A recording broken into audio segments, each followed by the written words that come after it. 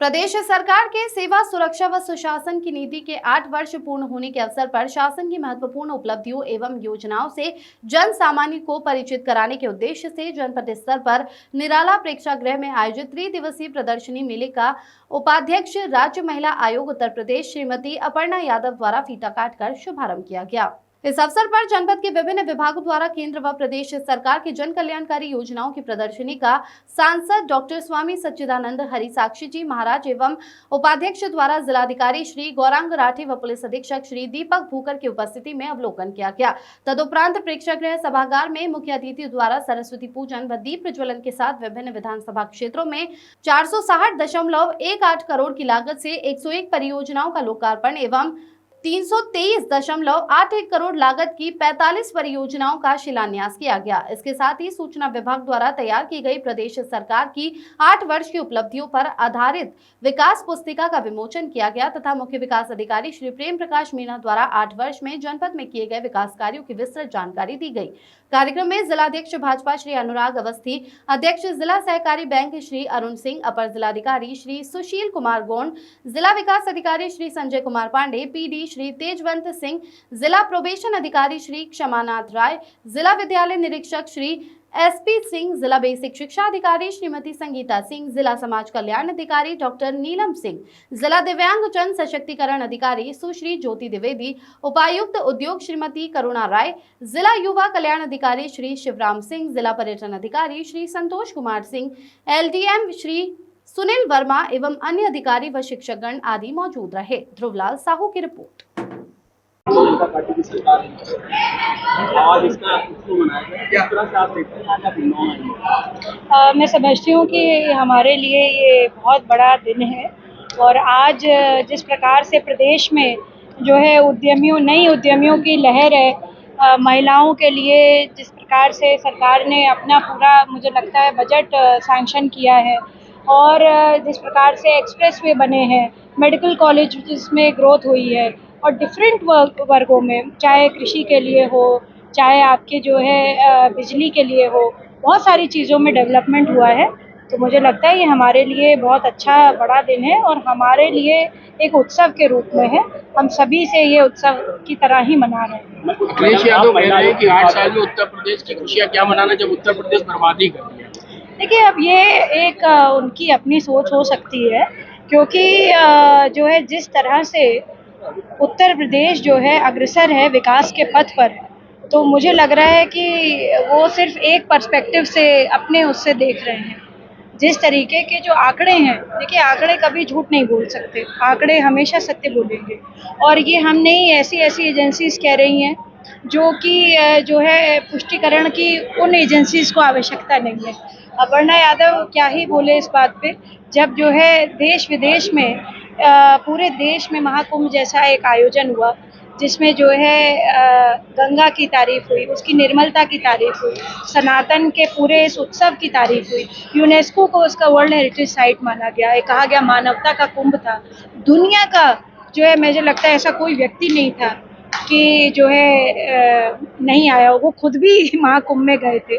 तो मैं समझती हूँ कि जो है व्यवस्था रही है, सुशासन रहा है और उत्तर प्रदेश में एक जो माहौल था महिलाओं के मन में, जो मुझे लगता है कि डर था कि घर से कैसे निकलें, रात में कैसे निकलें, आज आप देखिए जो शहर की भी महिला है, गांव की भी महिला है, उसमें बहुत चेंज आया है एंड मुझे लगता है पैराडाइम शिफ्ट हुआ है माइंडसेट में। बच्ची जब पैदा होती थी तो पहले दादियाँ मुँह सड़ाती थी, आज के दिन में कन्या सुमंगला योजना की वजह से ऐसा नहीं होता है, खुश होती हैं बच्चियों की दादी भी खुश होती हैं और जो है पूरे परिवार में उत्सव होता है। तो मैं समझती हूँ ये सब जो है माइंडसेट का भी जो शिफ्ट है, ये आदरणीय प्रधानमंत्री जी का जो विजन है और मुख्यमंत्री जी का एक तरह से जो मिशन है कि उनके विजन को हमें पूरा करना है, ये उन दोनों की वजह से। आप महिला आयोग की उपाध्यक्ष, लेकिन इस समय लगातार केस ऐसे आ रहे हैं कि महिलाएं सुपारी ले रही हैं या तो पुरुषों को मार दे रही हैं। इस मामले में इस तरीके के जो केसेस आते हैं, वो जब भी मेरे पास आए हैं उन पे हमने कड़ा इन्वेस्टिगेशन और एक्शन दोनों लिया है।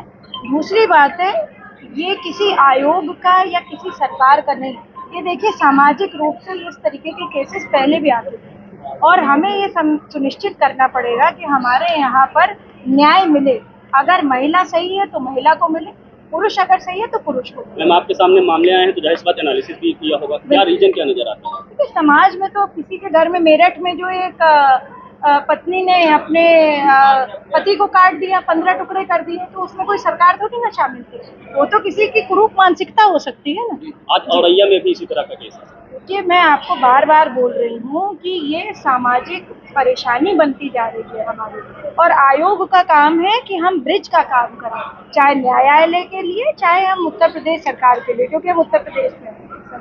तो हमारा जो का दायित्व है हम उसको पूरा निर्वाह कर रहे हैं। महिला आयोग के पास इस समय 0 पेंडेंसी है। 2 साल के बाद सितंबर में गठन हुआ, आदरणीय मुख्यमंत्री जी ने इसका गठन किया। सबसे बड़ी टीम महिला आयोग की है, 28 मेंबर्स का है ये, और मुझे लगता है प्रदेश में सबसे बड़ा आयोग है और बहुत तेजी के साथ काम कर रहे हैं। सपा सांसद राम ने आपका क्या कैसे लगा? मुझे लगता है कि हम लोग जिस एजेंडे के साथ सरकार में आए थे उससे कई गुने ज्यादा काम करके दिखाए हैं। एक लाइन में अगर मैं कहना चाहूं तो 8 साल बेमिसाल, चारों तरफ प्रशंसा हो रही है। सिवा उनके जो लोग पूर्वाग्रही हैं, विपक्षी राजनीति करते हैं, उनका धर्म भी बनता है, कर्तव्य भी बनता है आलोचना करना, उसके अलावा कोई भी उंगली उठाने वाला नहीं है। यहाँ से लेकर उन्नाव से लेकर देश विदेश तक हमारे प्रदेश की और देश की प्रशंसा हो रही है। अखिलेश यादव कह रहे हैं 8 साल में उत्तर प्रदेश बर्बाद कर दिया, तो उत्तर प्रदेश की बात है।